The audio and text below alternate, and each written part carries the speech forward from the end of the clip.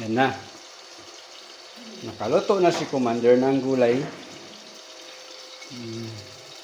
Kasi kailangan may maraming ulam dahil marami tayo dito sa bahay. Parating pa lang yung mga boys. Ay meron ditong isa. Ano ba tawag ko sa'yo? Sir ka ba, ma'am? Ha? Baka mag-controversial na naman tayo sa sir at saka ma'am. Which do you prefer ba? Sir o ma'am? Ha? Sir o ma'am ba yan? Ano kaya? Ha? Anong gusto niya? Sir o ma'am? Pero si ma'am talaga tapos na siya magluto ng gulay. Ayan o. Ayan si ma'am. Pero ako, ano lutuin ko? Ay, meron pang supas ah. Nagluto ako ng may tausyo, no? Ano sa palagay mo, ma'am? O sir? Ano ba talaga? Ma'am o sir? Ano gusto niyo tawag? Ma'am, sir? Huh? Sir? O, kasi baka may tawag ko ng ma'am, baka lagnatin eh. Sige nga, sir na lang. Gamit tayo ng olive oil para mas healthy siya. Now, luto tayo ng pritong isda na may tausyo. Tapos sabawan natin para may mahigop na sabaw yung mga boys. Ay, boys ba? Hindi kasamang girls. Kasi may gulay na tayo eh.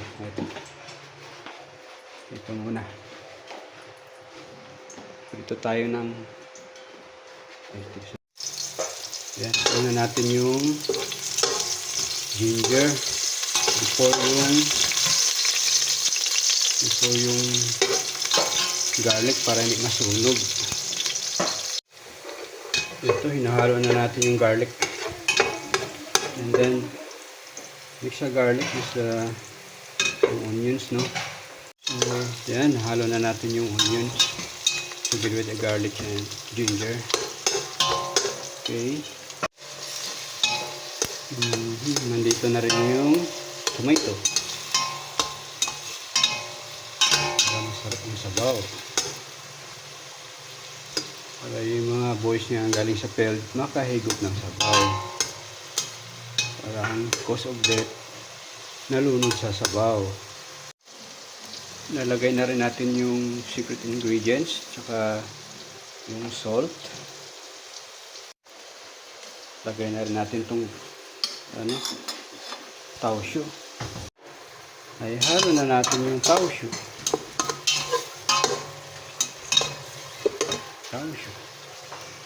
Then, okay, ready na ng assistant ko yung ni-ready na yung hot water.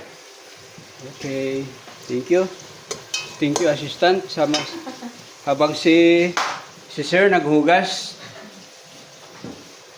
Antayin lang natin na kumulo ng mabuti. Tapos nilagay na natin yung pritong isda. Nandiyan na yung tausyo. Tapos kumulo na siya. Saka natin ilagay itong eggs. Gagamitan natin ng brown eggs para healthy, para lumakas yung katawan natin. Pauwi na ba yung mga boys? Ang hina na yun. Ha? Pauwi na. Brown eggs gagamitin natin. Ito na, ilagay na natin yung mga eggs.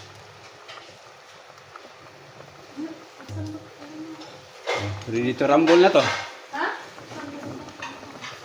Ready to rumble na. Chow time namin yun.